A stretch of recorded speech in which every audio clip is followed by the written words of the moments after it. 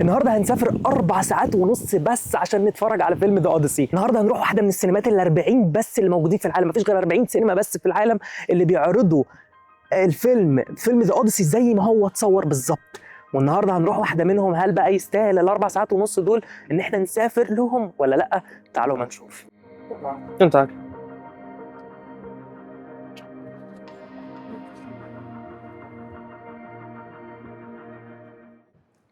حاليا دلوقتي موجودين في القطر وهنضطر نستنى حوالي تلت ساعة. فاحنا في التلت ساعة دول تعالوا بقى نشرح لكم قصة ذا اوديسي كلها من اولها لاخرها، علشان تبقوا عارفين القصة اصلا عبارة عن ايه. لان القصة دي اتعملت فيلم قبل كده زمان، الفيلم ده كان اسمه تروي. والمرة دي بقى، وعلى فكرة زمان كريستوفر نولان كان هو اللي هيصور فيلم تروي، ولكن ما اتعملش في الاخر علشان حصل مشاكل ما بينهم هما الاثنين. بس بعد سنين وسنين وسنين كريستوفر نولان جات له فرصه ان هو يصور فيلم ذا اوديسي بنفسه ويعمل القصه بنفسه بالممثلين. كم ممثلين هو جايبهم، كم فظيع. حاجه مهمه لازم تعرفوها عن المانيا، القطوره كلها بتتاخر. احنا بنتعب، والله بنتعب في الحوار ده. الناس كلها عارفه ان المانيا هنا التاخير فيها عادي عادي. انا مش عارف انتوا سامعين الكلام اللي هم بيقولوه من ورا ده، بس عمالين بيقولوا ان القطر اتاخر 10 دقائق. المشكله بقى في الموضوع التاخير القطوره ده انك بتغير من قطر للتاني. فانت لما بتيجي تغير من قطر للتاني القطر التاني ده انت ميعادك بيروح عليه، فبتضطر تستنى بتاع ساعه تانية عقبال ما تغير بقى القطر. ربنا يستر بقى النهارده ما تبقاش بدل 4 ساعات ونص يبقى 6 ساعات ويضيع علينا الفيلم. يبقى احلى حاجه بقى تحصل لنا النهارده دي. طيب فيلم ذا اوديسي ليه بقى هو متصور بطريقه مختلفه، او لازم تروح سينما معينه مش موجود فيه منها غير 40 سينما في العالم؟ لان السينما دي هي الاي ماكس الاصليه اللي اتعملت من زمان، ودي صيانتها غاليه جدا جدا جدا، وصعب ان هم يكرروها او يعملوا منها تاني. فعلشان كده ال 40 سينما اللي اتعملوا من زمان دول بيفضلوا زي ما هم وما بيتغيروش. مستحيل يغيروا حاجه زي كده او يعملوا منها تاني، لان هي غاليه جدا ومكلفه جدا وما لهاش لازمه. لان ما فيش اصلا يعني ناس مجانين زي كريستوفر نولان يعملوا فيلم كامل باي ماكس. لان يا جماعه انتوا لازم تكونوا عارفين الكاميرا بتاعت اي ماكس دي اصلا صوتها بيبقى عالي جدا، فبيبقى صعب جدا اصلا انك تصور حاجه بيها. يعني في الاول وفي الاخر بعد ما انت بتصور بيها الكونفرزيشن بتاعت الناس اللي هم بيتكلموا في الافلام انت ما بتبقاش سامعها من كتر ما هو الصوت عالي بتاعت الكاميرا بتاعت اي ماكس نفسها، فانت ما بتبقاش سامع حاجه. بتبقى طول الوقت عشان كده بيصوروا بيها بس يعني فايت سينز، حروب، حاجات زي كده. لحد ما كريستوفر نولان العبقري ده اكتشف طريقه ان هو يكتم بيها الصوت بتاعت كاميرا الاي ماكس، فعرف يصور حاجات قريبه للشخصيات وهم بيصورهم فالصوت ما يطلعش وهم بيتكلموا. فدي انا متحمس جدا الصراحه اشوف العظمه اللي هو عملها دي. وبعدين يا جماعه الاي ماكس الاصليه دي بتوصل وضوحها ل 18 كي. 18 كي دي مش موجوده في العالم. احنا اخرنا 4 كي بالعافيه. احنا 4 كده بنجيبه بالعافيه في اي سينما. عشان كده لازم تكونوا عارفين ان الاي ماكس مثلا اللي موجود في مصر، موجود في السعوديه، موجود في اماكن كتير، دي مش الاي ماكس الاصليه، دي اي ماكس ديجيتال. بيقلبوا الفيلم ديجيتال وبيقصوا منه حبه كمان حلوين. يعني الاي ماكس اللي احنا هنشوفها النهارده دي الشاشه بتاعتها واصله ل6 ادوار، ده طولها، طول الشاشه لوحدها 6 ادوار. انتوا متخيلين الجنان؟ عشان كده الصراحه بالنسبه لي تستاهل. ده فيلم في العمر، فيلم مره في العمر. محدش مجنون زي كريستوفر نولان هيعمل فيلم زي ده تاني بالعظمه دي. يعني لا انا متحمس جدا الصراحه. قطر اخيرا جه، ده عذاب وتاخير.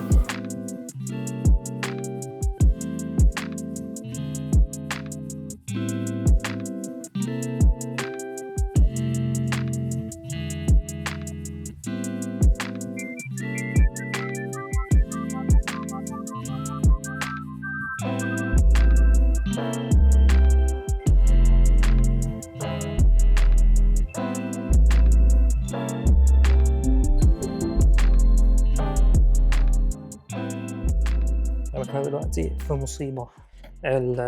القطر خلاص مش جاي، او القطر اللي انا المفروض كنت هركبه او هنقل ليه. يعني المفروض احنا ركبت قطر دلوقتي، المفروض كنت هنقل قطر تاني.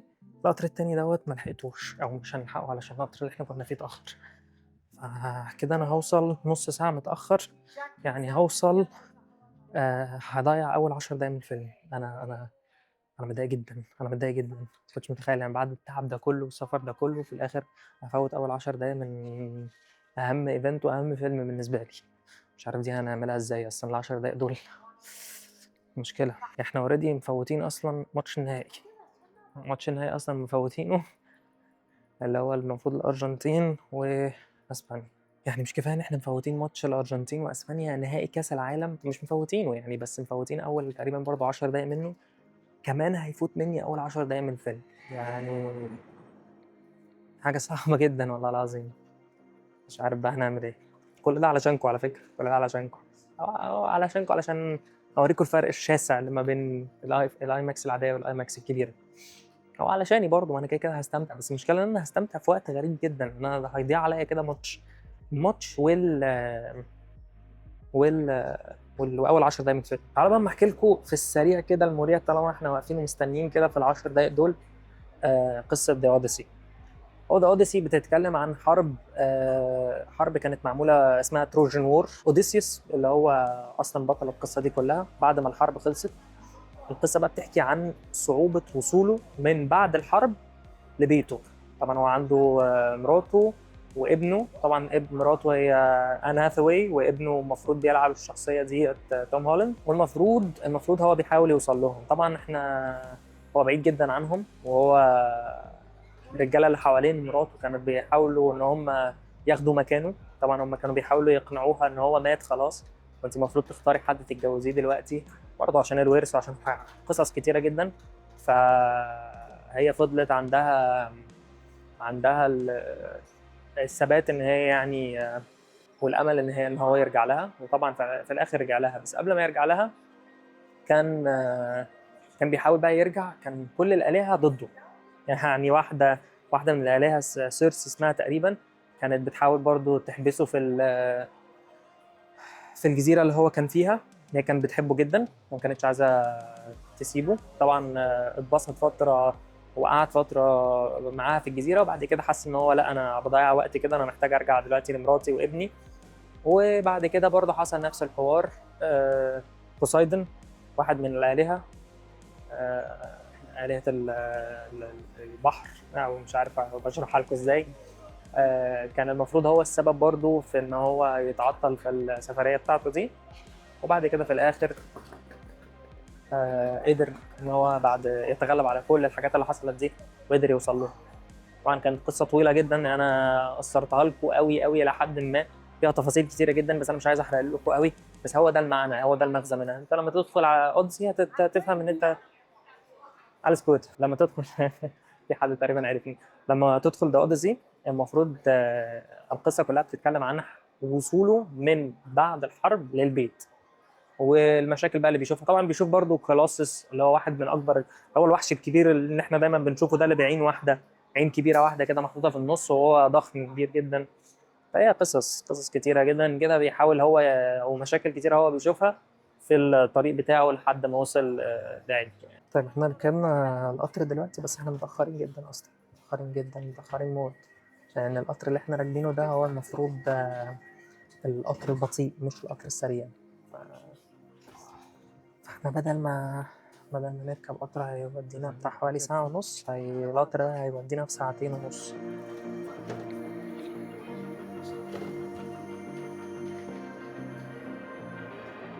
احنا وصلنا، بس مش عارف بقى احنا وصلنا، بس لسه قدامنا حبة حلوين، علشان المفروض هنركب دلوقتي الترام.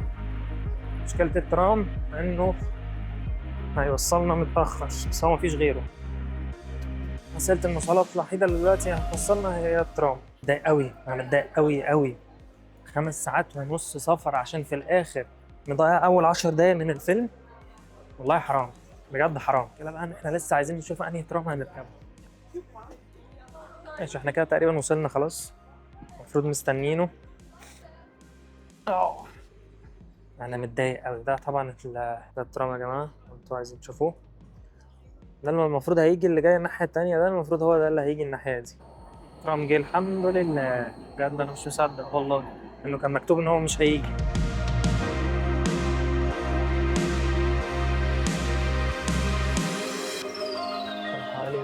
8 دقايق بالظبط، 8 دقايق ونص.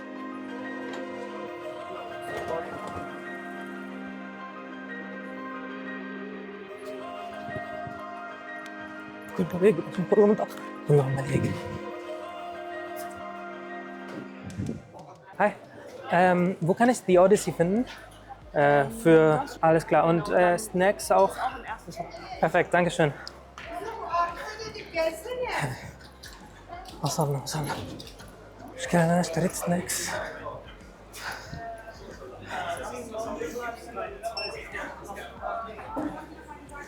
ناخد السناكس ونجري. متأخر، عايز ألحق الفيلم. يا ولاد اللذينة. danke schön. Perfekt. Da كله هيقع. يا دي النيل، أنا مش عارف أنهي واحد. Entschuldigung. Wissen Sie, wo die Odyssey ist? Ach so. Kann man auch wofür? Nee, ist nur zum Eintreten und dann werde ich das erst schließen. Ich weiß, es ist für Vloggen halt für YouTube. Not good enough. How are you so certain that they're coming? My name is Peter Parker,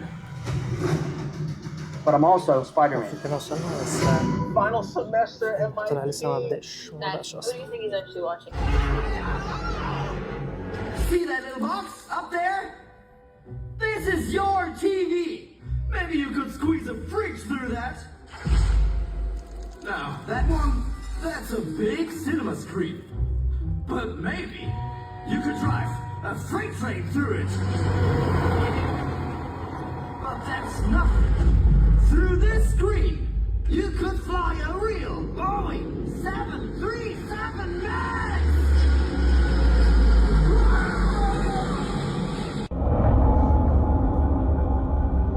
After years of war,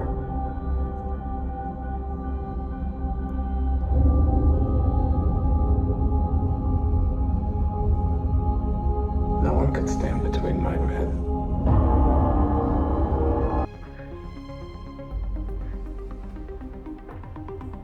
ده الفرق الشاسع ما بين الاي ماكس العادية والاي ماكس الكبيرة. ايه اللي انا اتفرجت عليه ده؟ واحد من اجمل، هو مش واحد من الاجمل، هو اجمل فيلم بالنسبة لي. انا فان طبعا، بحب انترستيلر، بس انسبشن بالنسبة لي رقم واحد. اوديسي عداه بجد. لا، انا في كلام كتير جدا عايز اقوله، بس انا خارج مخضوض، انا خارج مش مصدق نفسي، وبصراحه تستاهل. بس المصيبه بقى اللي انا اكتشفتها دلوقتي ان انا هفضل هنا الساعه دلوقتي لو شايفين حوالي 11 الا ربع. هفضل مستني لحد الساعه 5 الفجر. القطر بتاعي لحد الساعه 5 الفجر. انا 5 الفجر هقعد فين؟ وانتوا عارفين المانيا ما فيهاش اماكن اللي هو ايه تقدر تقعد فيها، او اماكن بتسهر، كل المحلات بتقفل الساعه 8. فانا دلوقتي محبوس في البلد دي لحد الساعه 5 الفجر. فانا من هنا ل 5 الفجر هقعد اعمل لكم كونتنت. انا علشان بس تشوفوا، اوريكم حاجه. انا فاتني الماتش اهو شغال. شايفين؟ مش عارف باين ولا لا، بس هو حاليا 0-0. يعني الفاينل فوتته عشان فيلم زي ده، وبصراحه يستاهل.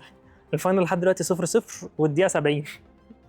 انا مش عارف ازاي انا فوتت الفاينل اصلا، بس انا كان لازم اجي، لان ده الوقت الوحيد بالنسبه للفيلم ان احنا نقدر يعني نجي، لان هم ما بيعملوش ايام كتير يعني ان الواحد يقدر يتفرج على الفيلم. هو ايام معينه بس، وهو النهارده كان يوم منهم. فانا ما كنتش عايز اتاخر اكتر من كده، لان لو كده كنت المفروض اتاخر لحد اسبوع كامل، وانا مش هستنى اسبوع كمان. تحفه الفيلم تحفه. بس انا ما كنتش متخيل ان زندايا هيبقى عندها مشاهد قليله قوي كده. زندايا كان عندها مشاهد قليله، في ناس كتير قوي كان عندها مشاهد قليله، بس اعتقد انه الفيلم خرافي.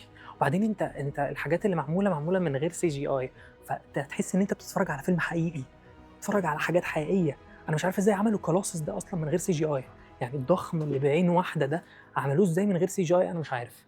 ففي حاجات كتير قوي، بس انا مصدع وتعبان ومش عارف لحد دلوقتي انا هروح فين ولا هاجي منين ولا هعمل ايه. يعني انا دلوقتي محبوس في البلد دي لمده 6 ساعات او 7 ساعات لحد 5 الفجر. بقى انا مش عارف هعمل ايه. هقعد بقى، انا حتى مش قادر اتفرج على الماتش، مش قادر اتفرج على ماتش النهائي.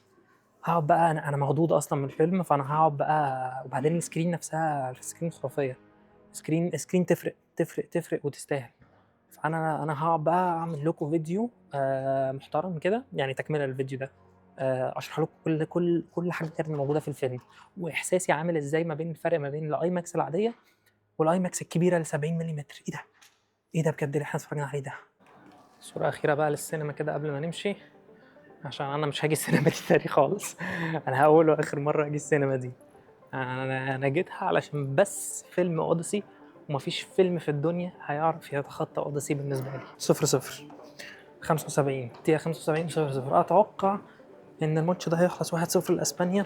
طيب احنا لقينا مكان نشغل الماتش لحد ما الماتش يخلص، فاحنا دي الحاجه الوحيده اللي هنضطر نقعد فيها لحد ما الماتش يخلص. انا مش عارف بقى احكي لكم دلوقتي عن اوديسي، بس مش عارف اتكلم دلوقتي عن اوديسي خالص عشان الماتش شغال. زي ما انتم شايفين انا ممكن اوريكم الى حد ما، يعني الماتش شغال هنا، وهو ده نفس المكان بتاع السينما. يعني هما السينما تحت عندهم مكان كده بيكونوا شغالين فيه الماتش اهو. طلبنا شويه حاجات ناكلها عشان انا ما اكلتش حاجه من الصبح، يعني من ساعه ما انا صحيت ونزلت ما اكلتش حاجه. ممل قوي الماتش يا جماعه، ممل قوي قوي قوي بجد. يعني انا هو ماتش والله العظيم امبارح، هو انا كنت عارف، عشان كده قلت خلاص مش مشكله، مش مهم ان انا اتفرج على الماتش ده. ماتش امبارح كان احلى 100 مره. يعني انا اتفرجت امبارح على واحد من اجمل الماتشات اللي انا اتفرجت عليها في حياتي، ماتش فرنسا وانجلترا. ده كان بالنسبه لي النهائي، والنهائي اصلا كان المفروض بالنسبه لي يبقى فرنسا وانجلترا. اسبانيا وارجنتين بجد ماتش ممل قوي. يعني انا ما اتفرجتش عليه عشان اكون صريح معاكم، بس انا ما شغلتش غير اهو اخر تلت ساعه اتفرجت عليه. ممل جدا جدا. بصوا بقى المكان فانسي قوي. بصوا جايبين لنا ايه، الايس كوفي.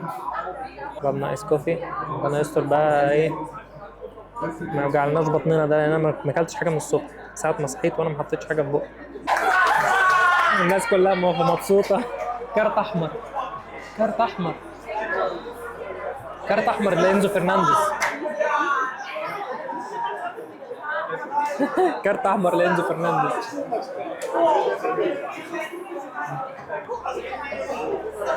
يا نهار ابيض. انياكي ويليامز جاب ضربة جزاء. انياكي ويليامز جاب ضربة جزاء يا ابن اللعيبة. لا ده جاب جون بس ما اتحسبش، فاكرها ضربة جزاء. مش عارف ما اتحسبش ليه، اتحسب فاول ليهم ولا ايه مش عارف. الارجنتين الشوط الرابع، وصلنا لحد دلوقتي للشوط الرابع.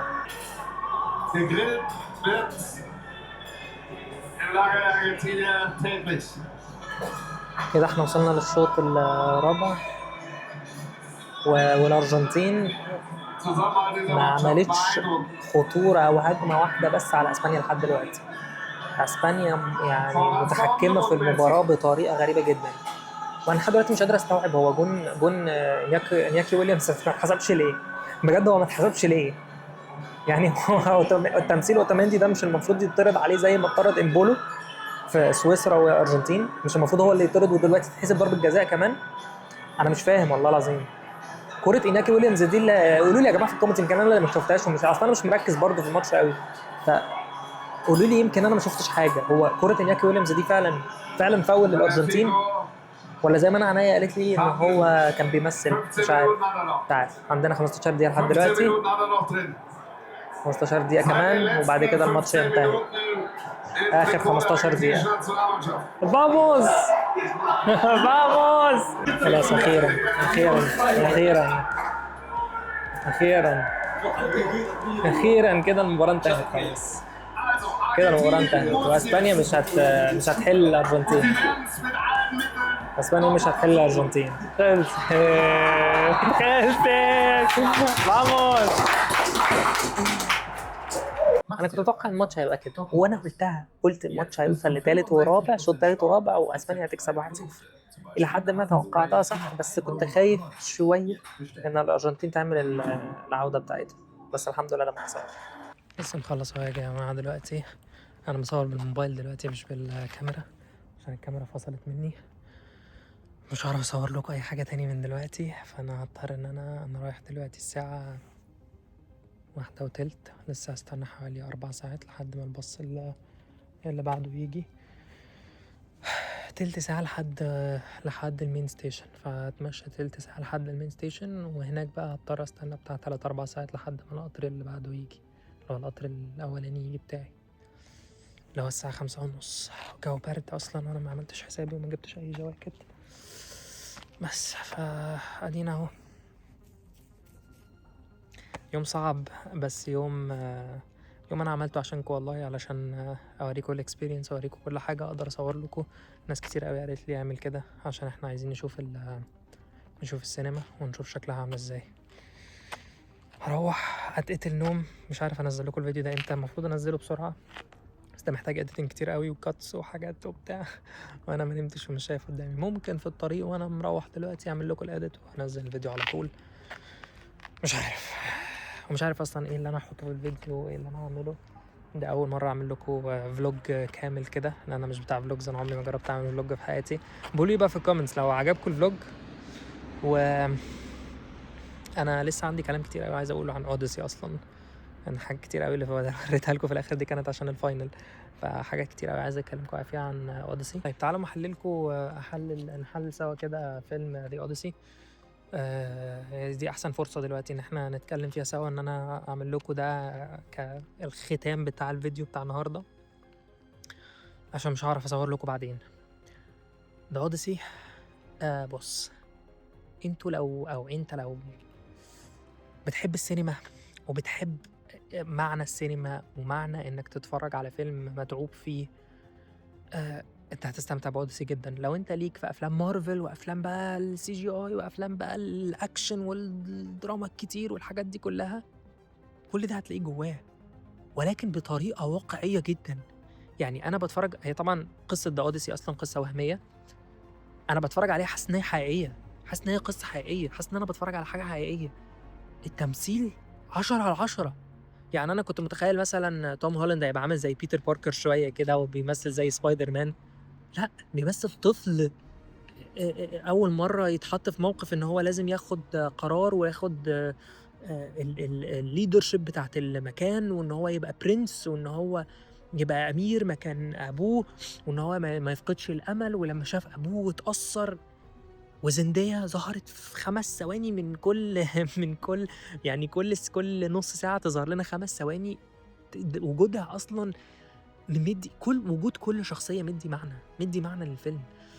انا استمتعت بيه جدا جدا. يعني الفيلم ده انا مش عايز احرق لكم فيه كتير، ولكن يعني مشهد من المشاهد اللي انا عجبني جدا جدا جدا هو مشهد الكولوسس، اللي هو بتاع الضخم، الحاجه الوحش الكبير الضخم اللي بعين واحده. يعني طبعا انا عارف ان كريستوفر نولان ما بيحبش السي جي اي، فانا قبل ما ادخل الفيلم كنت شايف ان هم استخدموا يعني حاجه حقيقيه. يعني هم استخدموا زي عباره عن، مش عارف هبقى اوريها لكم كده دلوقتي في الفيديو، عباره عن قطعه كده علشان يعملوا بيها الجوينت الكبير ده. فهو ما استخدمش سي جي اي، يعني كون انت تعمل كولوسس كامل تعمله كانه حقيقي. وبعدين انا سمعت كمان ان الشخصيات الكبار اللي هم الجاينتس دول العمالقه، ان هو جاب ناس عمالقه فعلا ولبسهم السوت. يعني انت ازاي كده؟ لا انت هتتفرج على الفيلم، انت حاسس ان الفيلم ده فيلم حقيقي فيلم حقيقي، فيلم بيتكلم عن قصه حقيقيه، مشاهد حقيقيه، تحس ان هو دوكيومنتري يعني ما تحسش ان هو فيلم، تحس ان هو دوكيومنتري بتتفرج على حاجات حقيقيه. وانا عمري ما كنت اتخيل ان كريستوفر نولان هيتوب نفسه وهيكبر نفسه اكتر واكتر من اللي هو عمله في انسبشن وانترستيلر، ولكن هو عمل كده فعلا. ده رجح لكم لازم تتفرجوا عليه. والفرق الشاسع الكبير جدا ما بين الاي ماكس الكبيره والاي ماكس الصغيره، والكاميرا اصلا الصغيره، السكرين الصغيره، في فرق شاسع، فرق كبير كبير كبير. ويستاهل، يستاهل. يعني لو انت عندك فرصه، او انت مثلا عايش في اوروبا او عايش في امريكا، لان في امريكا عندهم بتاع حوالي 20 سينما اصلا، ولا 15 سينما، 20 سينما تقريبا فيهم اي ماكس ال 70 ملم. ف لا يعني لو انت عندك الفرصه فعلا تتفرج عليها كده، اتفرج عليها كده، لان بجد تستاهل، الموضوع يستاهل. يعني انا استمتعت جدا جدا